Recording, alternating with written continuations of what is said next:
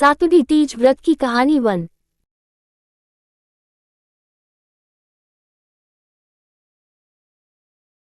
एक साहूकार था, उसके 7 बेटे थे। साहूकार का छोटा बेटा वेश्यागामी था। उसकी पत्नी अपनी जेठानियों के यहाँ घर का काम करके अपना गुजारा करती थी। भादवे के महीने में कजली तीज, सातुड़ी तीज का व्रत आया। सभी ने तीज माता का व्रत किया, सत्तू बनाया। उसकी सासू जी ने एक छोटा लड्डू उसकी पूजा के लिए भी बना दिया। शाम को तीज माता निम्डी माता का विधि पूर्वक पूजन करके कहानी सुनने के बाद सत्तू का पिंडा पासने लगी। तभी उसका पति वैश्याके से आया और बोला, किवाड़ दरवाजा खोल। उसने दरवाजा खोल दिया। उसका पति बैठा भी नहीं और उसी क्षण कहा कि मुझे अभी इसी समय वैश्या के यहाँ छोड़कर आ। वह उसे वैश्या के यहाँ छोड़कर आए। ऐसा उसने 6 बार किया और वह 7वीं बार भी वापस आया और बोला, चल मुझे वैश्या के यहाँ छोड़कर आ, अब वापस नहीं आऊंगा। 7वीं बार जब पति को छोड़कर आने लगी तब रास्ते में एक बरसाती नदी आती थी। जोर से बरसात आने लगी तब वह एक पेड़ के नीचे बैठ गई। जब आने लगी तो नदी में से आवाज आई, आवत्री जावत्री दोना खोल पिवे तो पिया प्यारी हुए। उसने पीछे मुड़कर देखा तो दूध का दोना तैरता हुआ दिखा। उसने उस दोने से 7 बार दूध पीकर उसके टुकड़े कर चारों दिशा में फेंक दिया। तीज माता की ऐसी कृपा हुई कि उसके पति को पत्नी की याद आई और वैश्या से बोला, मैं तो अपनी पत्नी के पास जाऊंगा। वैश्या ने अपना सारा धन उसको देकर विदा किया। पति सारा धन लेकर घर आ गया और आवाज लगाई, किवाड़ दरवाजा खोल। तो उसकी पत्नी ने कहा, अब मैं दरवाजा नहीं खोलूंगी। तब उसने कहा, दरवाजा खोल, अब मैं वापस नहीं जाऊंगा। अपन दोनों मिलकर सत्तू पासेंगे। लेकिन उसकी पत्नी को विश्वास नहीं हुआ। उसने कहा, वचन दो, वापस वैश्या के पास नहीं जाओगे। पति ने पत्नी को वचन दिया और दरवाजा खोला तो देखा उसका पति गहनों कपड़ों धन माल के साथ खड़ा था। उसने अपनी पत्नी को दे दिया। फिर दोनों ने प्रेम से सत्तू पासा। सुबह जब जेठानी के यहाँ काम करने नहीं गई तो बच्चों को बुलाने भेजा तो देखा कि काकी गहने नए कपड़े सज संवर कर बैठी हैं और काका भी बैठे हैं। तो बच्चों ने पूछा, चाची ये कहाँ से आया? तब उसने कहा, ये तो तीज माता की कृपा हुई है, अब मैं काम पर नहीं आऊंगी। बच्चों ने घर आकर सारी बात बताई। सभी लोग अत्यंत प्रसन्न हुए। हे तीज माता, जैसे आप साहूकार के बेटे बहू पर प्रसन्न हुई वैसे सब पर प्रसन्न होना, सबके दुख दूर करना। कजली तीज माता की जय। सातुड़ी तीज व्रत कथा कहानी। गरीब ब्राह्मण और पत्नी की कहानी 2।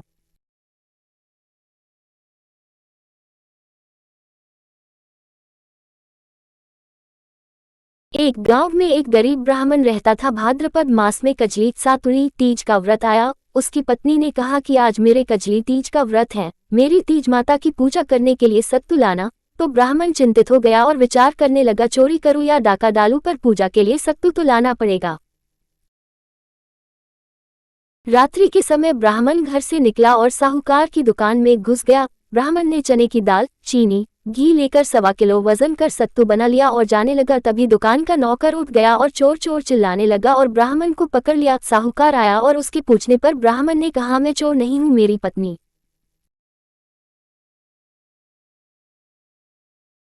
कि तीज माता का व्रत है, इसलिए मैं सिर्फ 1.25 किलो सत्तू बनाकर ले जा रहा था। ब्राह्मण की तलाशी लेने पर सत्तू के अलावा उसके पास कुछ नहीं मिला।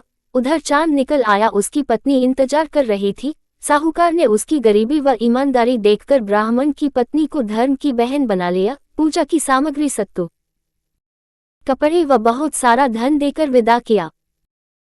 हे तीज माता, जिस प्रकार ब्राह्मण व उसकी पत्नी की लाज रखी वैसी सबकी रखना। तीज माता की जय। निम्डी माता व्रत की कहानी 3।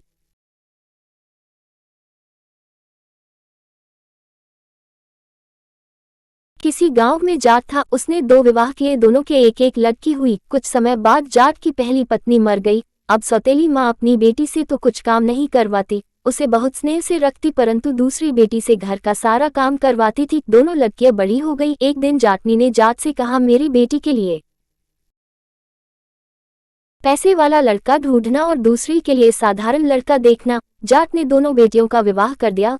सौतेली बेटी मेहनती व समझदार थी। उसने अपनी समझदारी से सबका दिल जीत लिया। जाटनी की बेटी घर का काम भी नहीं जानती थी और अक्का में रहती थी, इसलिए ससुराल वाले उससे बहुत दुखी हो गए।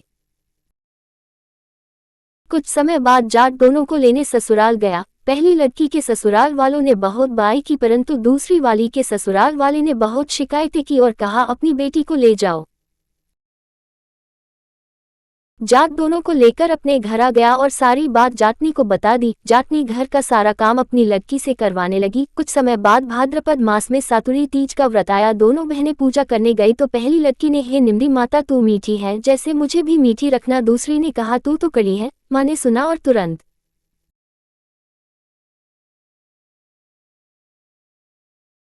समझ गई और लड़की को वापस पूजा करने भेजा। लड़की ने निम्दी माता का पूजन कर कहा, हे निम्दी माता जैसे आप मीठी है वैसे मुझे भी मीठी रखना। निम्दी माता प्रसन्न हो गई और जब ससुराल गई तो ससुराल वाले उससे प्रसन्न रहने लगे। इसलिए निम्दी माता की पूजा करके कड़ी न कहकर मीठी कहना चाहिए।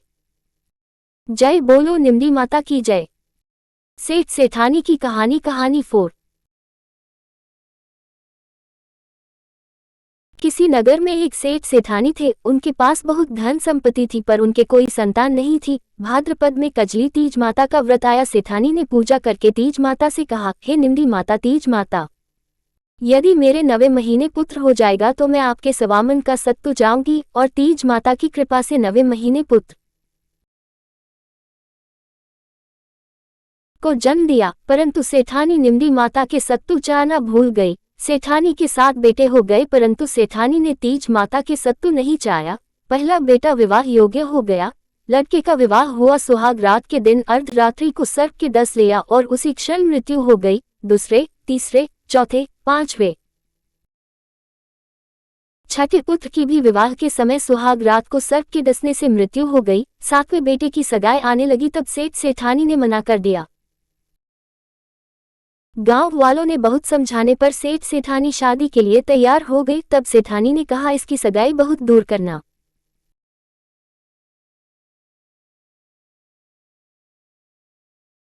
सेठ जी सगाई करने के लिए घर से चले और चलते चलते बहुत दूर एक गांव में आए। वहां कुछ लड़कियां खेल रही थी और मिट्टी के घर बना रही थी और सब ने अपने अपने घर तोड़ दिए, पर उस लड़की ने कहा मैं तो अपना घर नहीं तोड़ूंगी। सेठ वहां खड़ा खड़ा ये सब देख रहा था। सोचा ये लड़की समझदार है। लड़की खेल कर घर जाने लगी तब सेठ भी उसके पीछे पीछे उसके घर चला गया। लड़की के माता पिता से मिलकर अपने लड़के की सगाई कर दी। विवाह का मुहूर्त भी निकाल लिया।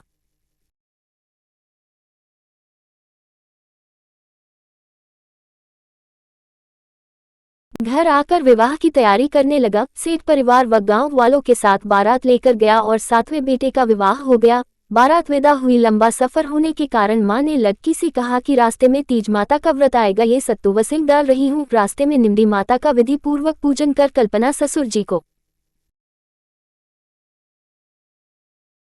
दे देना। धूमधाम से बारात चली। रास्ते में तीज का दिन आया। ससुर जी ने बहू को खाने के लिए कहा तो बहू ने कहा कि आज तो मेरे कजली सातुरी तीज का व्रत है। शाम को बहू ने गाड़ी रुकवाई और कहा मेरे को तीज माता की पूजा करनी है। तब ससुर जी ने निम्दी का पेड़ देखकर गाड़ी रुकवा दी और कहा बहू पूजन कर लो। तब बहू ने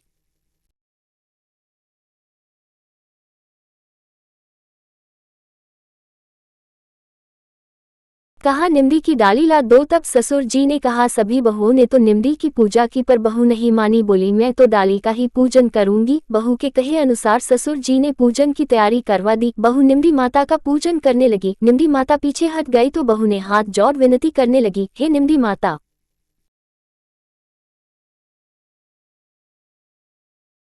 आप मुझसे पीछे क्यों हटी, मेरे से क्या भूल हो गई। बहू की करुण विनती सुनकर तीज माता ने कहा तेरी सासू जी ने बोला कि जब मेरे बेटा हो जाएगा तो सवामन का सत्तू चढ़ाऊंगी, पर 7 पुत्र हो जाने पर भी नहीं चाया। बहू बोली माता हमारी भूल माफ करो, मैं आपके सत्तू चढ़ाऊंगी। मेरे 6 जेठ जी को वापस लौटा दो व मुझे पूजन करने दो। तीज माता नववधू की भक्ति व श्रद्धा देख प्रसन्न हो गई।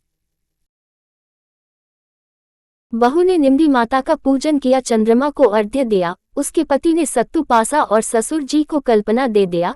बारात घर पहुंची। बहू के घर में प्रवेश करते ही उसके 6 जेठ प्रकट हो गए। सासुजी ने धूमधाम से सबका गृह प्रवेश किया। सासुजी बहू के पांव पकड़ने लगी। तब बहू ने कहा सासुजी आप ये क्या कर रही है, आपने जो तीज माता के सत्तू बोला था उसको याद करो। सासुजी को याद आ गई। अगले साल भाद्रपद मास में कजली तीज का व्रत आया। 7.25 मन का सत्तू बनाकर निम्दी माता, तीज माता खिंचाया धूमधाम से विधिवत निम्दी माता का पूजन किया। हे निम्दी माता, जिस प्रकार सेठ के घर में आनंद हुए वैसे ही सबके घर में आनंद करना, अखंड सुहाग देना, संतान को लंबी आयु प्रदान करना। तीज माता की जय, निम्दी माता की जय।